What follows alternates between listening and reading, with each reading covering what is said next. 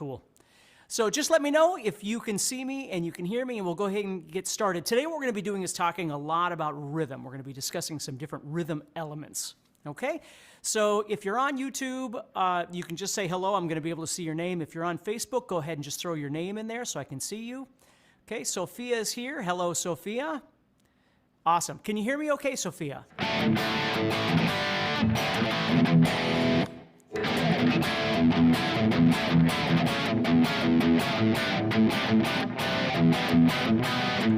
Good. Okay.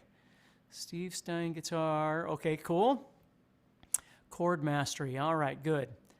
Michael says, hey, Steve, from rainy and sad-looking UK, Birmingham, UK. Yeah. You know, we've been in a deep freeze here in North Dakota. We've been sub, minus 20, minus 30, minus 40 for about 2 weeks now. And this week, we're finally going to get over the top of that, so I'm looking forward to that. Hello, everybody. Rich Lando is here. Sophia can hear me okay. Thank you so much. Chuck is here. And Jeff is here. Harry is here. Thank you so much, everybody. Susan is here. Awesome.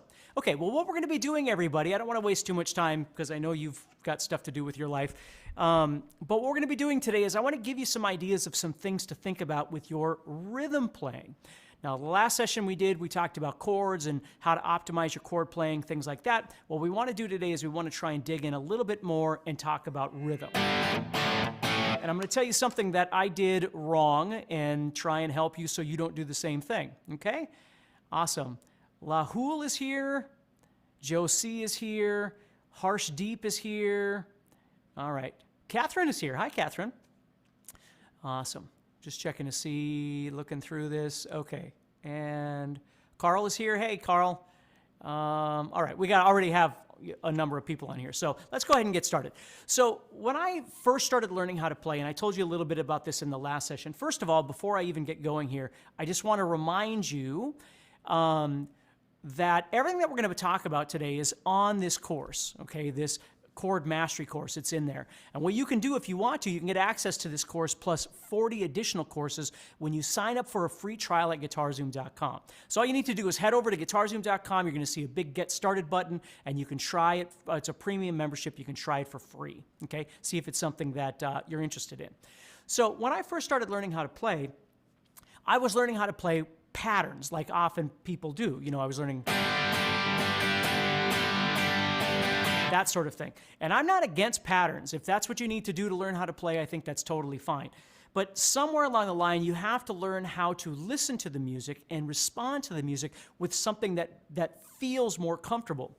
And what I did wrong, not only learning how to play through patterns, but when I first started teaching, go back to when I very first started teaching, I had a class, and it was a very successful class, and I made my own book and all this sort of thing. And then I had some subsequent classes that came afterward.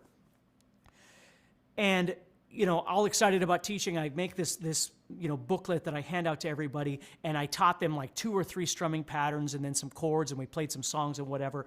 And luckily, as we kept going, what I realized that I did wrong was in showing them these patterns and not really talking any more about rhythm. Of course, what do I expect from them?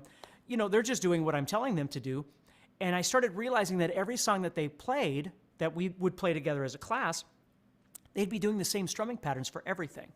So I taught them, like down, down, down, up, down, or whatever it might have been. And they were doing the same strumming patterns for everything that we did. And that's when it started clicking with me that I need to be careful as a teacher teaching people how to do things like this, because they're going to get stuck just doing that same thing over and over and over, and that's not what I want, okay? So give me just a second here.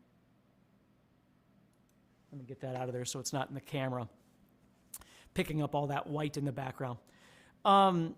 So what I did was I started teaching what I call organic strumming, and that's one of the things I'm going to talk about today, and then I'll try and get into some palm muting things, different techniques like that might help you as well, okay? So the first thing I want you to understand is when you grab a guitar and you're going to play, and we already talked about this last time, understand that what your chording hand or fretting hand is doing and what your strumming hand is doing, they're really not synchronized. They're not really friends with each other. When you're making chords or you're playing scales or whatever, it's requiring one half of your brain. When you're strumming or making rhythms, it's requiring the creative side of your brain. At least that's what we're hoping for, okay? So the best thing that you can do is practice these things independently. So if you're going to practice rhythm, what I always tell people do is put on some music that you like. Again, find something that's kind of medium tempo. Don't find something that's way too fast or way too slow or whatever. Just find something kind of in the middle and figure out where you would tap your foot, right? So let's say I would tap my foot right here. That's where I'm going to tap my foot. Now where I tap my foot is where I'm going to put my downs in. And when I teach this, what I tell people is start off by just adding some scratching. You're touching all 6 strings and you're just playing these downs. Okay? So now you're lining up with the music. Now, if you know anything about a lot of pre-recorded music, certainly older music, they didn't always play along with what we call a click track or anything. They just got together in the studio and they played.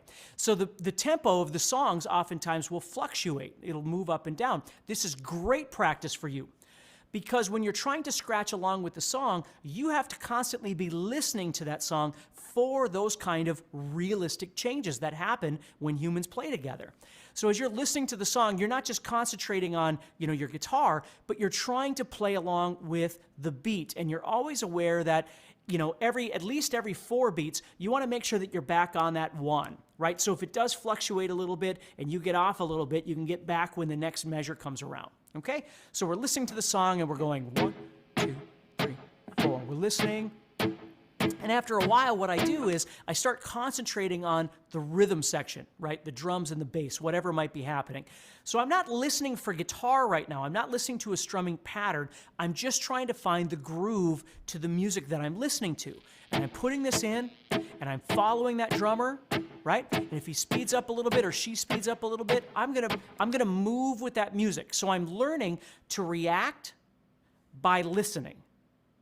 Okay? Not just practice, not just with a metronome or something like that, which is great. I'm listening to real music and I'm reacting in real time to that music. Now, as I get comfortable with that, what I need to always remind myself is as I'm strumming, I always have the power of dynamics. Okay? Strumming loud, strumming soft, that sort of thing. I can accent. Let me turn down just a little bit.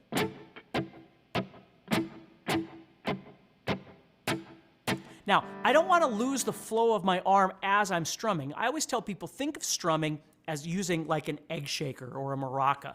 An egg shaker, if you've ever played an egg shaker, you do this to keep the rhythm going. You got to keep those little beads or whatever are inside there, right? You got to keep them moving. If you stop, they all fall to the bottom and everything stops.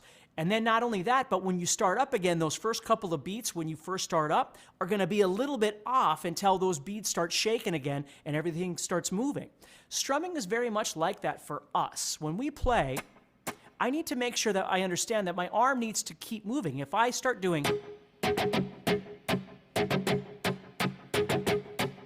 I'm going to get this kind of choppy, shaky thing. Sometimes we do that. Like if I'm playing something and I go, there might be pauses in between where I'm going to stop. And then when I strum, again, I'm going to flow back in. But there's pauses. If I was doing something that has more continual strum,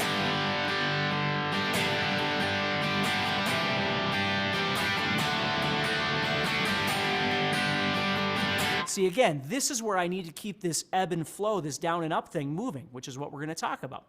Okay? But it begins by understanding where to put those downs.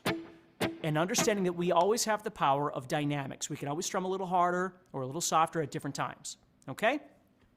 So, the next thing we need to do then is we need to start realizing that anytime we add these downs, there's always an option for an upstrum in between those downs. It's your yin and yang, if you will, the ebb and flow. Okay? You've got your down, which is your rock, right? Your up is your funky groove. Now, when you put them together, it's not going to feel funky, but as we keep talking about this, you're going to start realizing what I'm talking about here. So I've got these downs, and I've established them within the context of the song that I'm trying to strum along to. So now I got these up strums, and I can see my hand moving up every time I strum down. I'm not going. Okay, it's an automatic reaction that it comes back up. There's a wonderful video, if you ever get a chance, Neil Peart from Rush, where he's talking about hitting a snare drum or hitting a drum, and how it's not just a one direction kind of thing, but it's a constant flow of that drumstick when you're playing. It's not just hitting the drum, it's the reaction after you hit the drum, and that's really what we're dealing with here. Okay? So as I move, what I want to start doing is adding in that up. Now I've got those downs and ups. Now any song that I'm going to play, realistically, any song that I'm going to play, okay, is going to have an unlimited amount of downs and ups for 3 minutes or 4 minutes or whatever the length of the song is, right, as I play.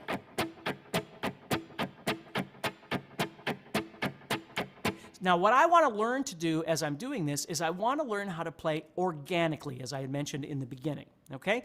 So instead of thinking about a strumming pattern, as I'm listening to this song, I'm going to start trying to play along, again, not necessarily finding the actual strumming pattern, but I'm going to find something that works with the music. So what I want you to do, if you've never done this before, and you can do this when you get home, you can rewatch this or anything like that, wherever you might be or whatever it is you're doing, what I want you to learn to do is think about playing all of those down and ups, but then at some point what you're going to do is you're simply going to move away from the strings and continue strumming. And then you're going to come back in, okay? Now, no disrespect, but I call this brainless strumming. And the reason I say that is because I don't want you to be concentrating on a pattern. I just want you to feel the movement of keeping the rhythm going, but then moving away from the guitar and then coming back like this. There's my downs. I'm going to add my ups, and I'm going to move away. But the rhythm is still there. At any time, I can come back in and move away.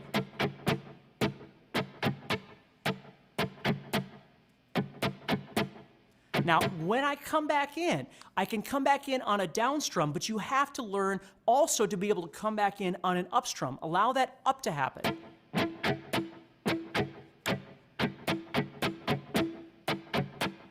Now, as you're doing this, you might start hearing a rhythm. Bum, ba-dum, ba-dum, something that makes sense with the song. Now, maybe it's the guitar part. Maybe it's a rhythm in that song that you're hearing. So instead of thinking of it as 1E and a 2E and a 3 and all this sort of thing, you start hearing this dun, da-dum, ba-da-dum, and you're thinking bum, ba-dum, ba-da-dum, and you're allowing the downs and the ups to be where they need to be, you see? Because when we strum, everything doesn't always start on a down. That's when we get into these kind of strumming patterns. And again, I'm not making fun of them. Sometimes we need those. But if we can learn to feel these downs and these ups, and they're all equal, it's, again, as many as you can have within 4 minutes. They're all there. All we're doing is instead of playing every one of them, we move away, and when we want something, let's say I want to come back in on an up.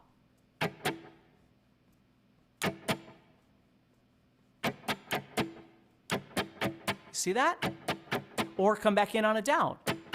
And learn to feel that. Learn to hear the difference and feel the difference between those. Okay? Now, as I keep doing that, I can come back out away from the guitar anytime I want. So I might stay here for a while just to get comfortable and then move away for a while and then come back in and then move away for a while. As I get comfortable, though, what I want to start doing is spending less time always playing for a long time and then moving away for a long time. I want to shorten some of those up. So my phrasing becomes different, just like speaking, right? So I'm not doing the same thing every time.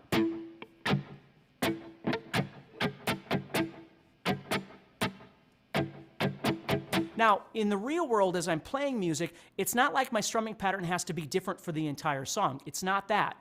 It's just that my frame of mind, the way I'm thinking about this is very different because I'm not thinking down, down, down, up, down. I'm just playing. I'm just listening to the music and responding as I play. And I guarantee you, if you went to, on many songs, again, nothing about music and certainly nothing about guitar is always 100%. But oftentimes, if you went to a guitar player and you said, hey, how did you strum that part? Unless it's something that's meticulously mapped out, and again, I'm not talking about I'm not talking about something like that. I'm talking about just strumming. If you just took a strumming song like, again, Take It Easy by the Eagles, and you went up to one of the guitar players and said, hey, how did you strum that? They're not going to say, oh, I did down, down, down, up, down, up, down, up, up, down, up, down, down, down, up, down, up, down, or because they didn't do the same pattern through the entire song.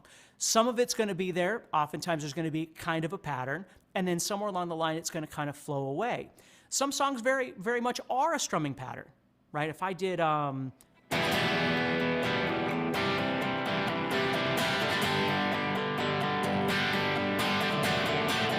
again, I don't know that it would be exact all the way through, but there's something similar happening there that I would want to try and replicate. Now, as I'm playing that, I'm not thinking about downs and ups. I'm hearing da down da da da da da da da. There's my accent. Da da da da da da da da. That's what I'm thinking about. So that's what I'm playing. And in that particular song, the downs are here, and the ups are twice as fast. So that song is really fast. You see? But the rules are still there. So depending on the song that you choose, when you start, this is one thing I really want to make sure that you understand. And again, we cover all of this stuff in the chord mastery course. If you sign up for the membership, you get this, you get a ton of other courses, and you can just learn all kinds of different stuff. But here's one thing that always confuses people is when you're listening to a song, if you think about this, if you don't know your quarter notes and eighth notes and that sort of thing, just follow along as best you can. But if you think about the relationship between a quarter note and an eighth note, and an eighth note and a 16th note, all you're really doing is going twice as fast as the other one. So if you decided you wanted to put your downs here, let's say the song was quite slow. So we're going 1, 2, 3, 4. Maybe even slower than this. Okay, and I start adding my ups in. Now my internal speed is never this slow. I don't do anything on the planet this slow, ever. Okay? So that might work for you. Like I'm listening to the song and I put the downs in because that's where I would tap my foot, and then I add my ups, and here I am. Now, understand that at that tempo, I have now expelled all of my downs and ups. I'm using them all. I have nowhere to go in terms of energy. If I had done this instead, here's my downs. And that's fine. These are the downs. And if you added your ups here, again, I want to reiterate, this is fine. But I would take these downs right here, and instead of adding ups, I would just go twice as fast on the downs, like this. And now what that enables me to do is at any time, I can go twice as fast like this. Now, if I want just the quarters, I'm going to hit every other one. Now, understand, I'm still strumming all of them like when I was doing the organic strumming. I'm just skipping the ones in the center. But I can always add them back in, and I can always go here. So what that does is it gives me kind of this acceleration of energy that I could use. If I start my downs here and I add my ups here, I have nowhere else to go. Now, if the song is already here and you're adding these, again, there's a realism there. Now, again, we're not talking about, speed metal or something like that. That's an entirely different technique where we're maybe just playing one string.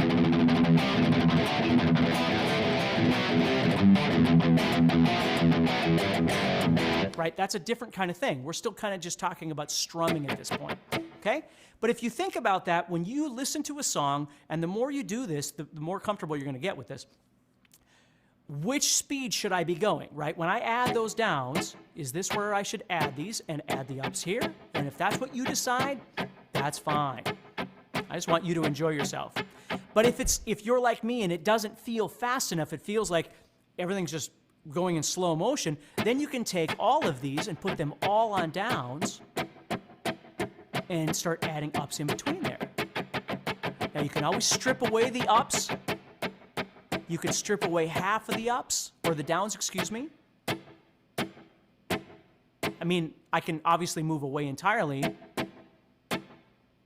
just like I did when I was organic strumming. So I can slow this sucker down as much as I need to, but I do have that availability for that energy push by doubling up on those downs. So in summary, if you think about it, instead of going down, up, down, you're going down, down, down, down, down, which now gives you those ups. Okay? So hopefully that makes sense to you. Okay? Just make sure we're doing good here. I'm going to scroll down. There's so many videos. I felt like banging my head to that beat. There's so many comments, excuse me. Awesome, great. Well, this is great. So hopefully this is helping you. So understand that, again, it starts with listening to the music, and very much in an elementary way, you're just trying to add your downs wherever you feel like the beat should be. Okay? Once you've established that, you can add the ups in between, and then you start learning how to organically move away from the strings and come back in. Again, do the brainless part of it first, where you're not really trying to make some big connection unless you fall into it, unless it feels good. If it doesn't, it's okay to just robotically move out and in, but try not to time it. Okay, that's the point of the brainless part, is don't try and make a pattern. Just try and organically move out and in different places, downs, ups, different things like that, long, short, whatever it might be. And then as you get more comfortable with that, then start learning to listen and see if you can pick up on something. Again, maybe it's not a guitar part. Maybe it's just something that's compatible with the music that you're hearing. Maybe it is the guitar part. It's different for everybody.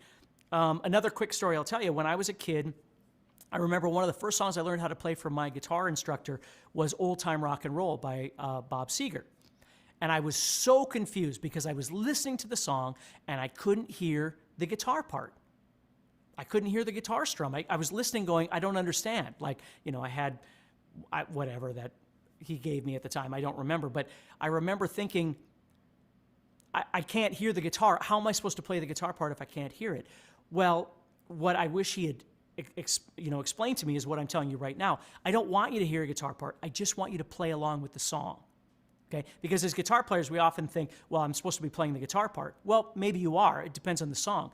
But oftentimes you just play along with people. Like if all of a sudden you get together with 3 or 4 people and you're all strumming on an acoustic guitar and you're playing whatever, right? It's not like you all have to sit there and go, okay, so what are you going to do for a strumming pattern, right? Or, you just play. You just play together. Where some songs, if I'm playing, again, something like that, that's a different kind of thing because I need to be playing exactly what it is. I can't change that. I can't change it up. It's going to become something else, right? So some songs really do need to be what they are.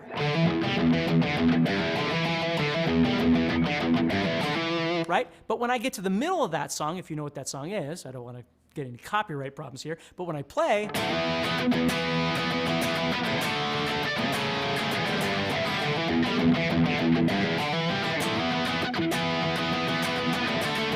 I can strum this however I want.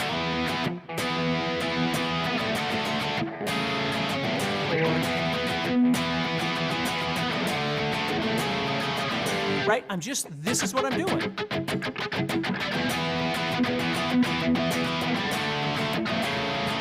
As long as my chords move in the right place, I just have to do this. Right? Now, the one thing I want to tell you that, because I don't want to take way too much of your time here, but the other thing that I think about is what I call Cro-Magnon strumming. Like, I always think of it like a caveman, clubbing somebody over the head. Sometimes when we play songs, we're not doing this grooving thing. It's not a grooving thing. It's a Cro-Magnon thing, okay? It's a caveman thing. So if I play like that, if I play just that, right? You hear this a lot like in AC/DC songs and things like that. And I'm going to get to some of your questions in just a little bit as best I can. There's a lot of stuff out there. But notice how when I'm playing this, right, I'm punching and it's tight, right?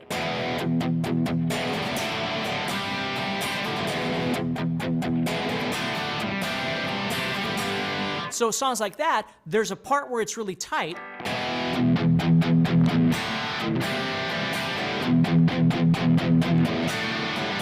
Right? So all of a sudden it's a bit more Cro-Magnon, if you will. And then when it gets to the chorus,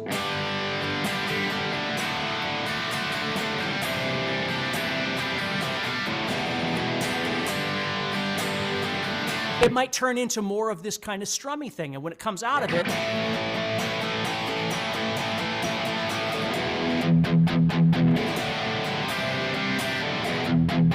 see what I'm saying? You move back and forth between these pieces of doing this kind of Cro-Magnon thing and this organic strumming thing. It happens all the time.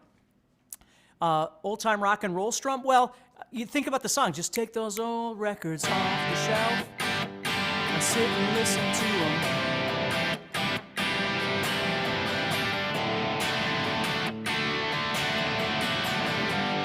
Or you could be approaching it more from a bluesy.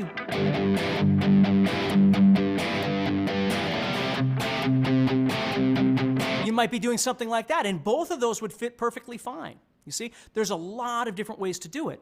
Now, what I've always tried to teach students that I've had is, if you come from the heavier side of music, you can relate more to maybe the Cro-Magnon way of playing. Because, again, I'm not being disrespectful, I'm just being honest. When you play things and you're going, here's another one, see if anybody guesses what this is. So if I go...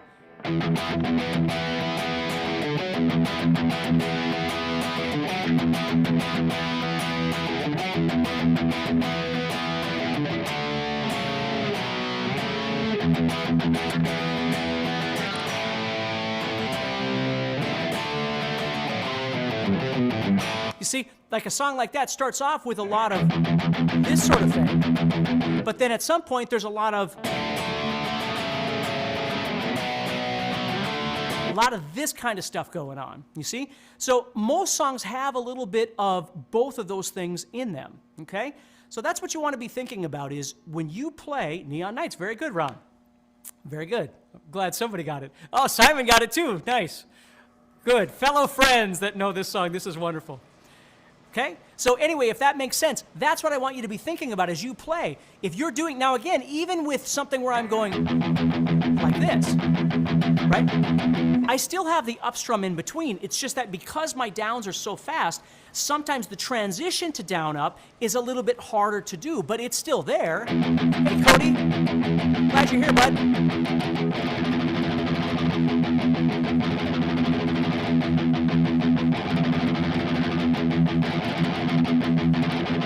You see what I'm saying? It's still there. The down up, the transition from down to down up, just like when we're strumming, is still there when you're playing faster stuff.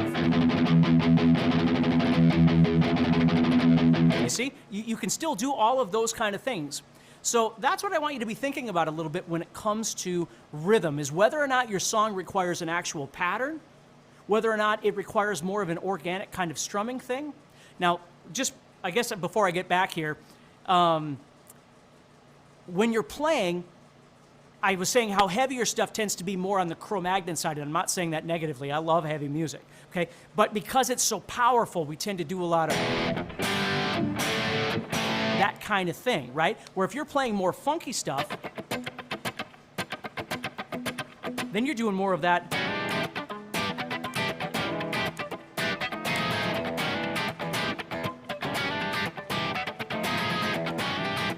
Yeah, that noise is my heater. It just kicked on. I keep forgetting to shut it off when I'm actually doing this. And I don't know that I want it off right now because it's 30 below zero outside or whatever. See, so when you play a lot of times, you'll shift back and forth between those. So if that makes sense, okay, that's what I want you to be thinking about when you're practicing your strumming. And it's just a great thing where, again, you bypass your fretting hand entirely and you just...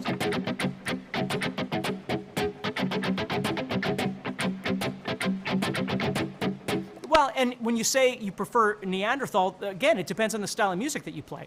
Like if you're playing really funky stuff, if I'm playing like, right, then I gotta think about that.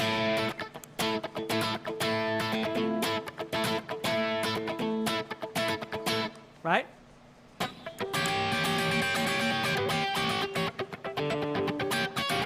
Whoops, there it is. Okay, that sort of thing, right? Then you need a lot of this sort of thing happening. If you're playing more standard stuff, you're right in the second here. But don't get caught up in just thinking about, it is so easy a caveman can do it.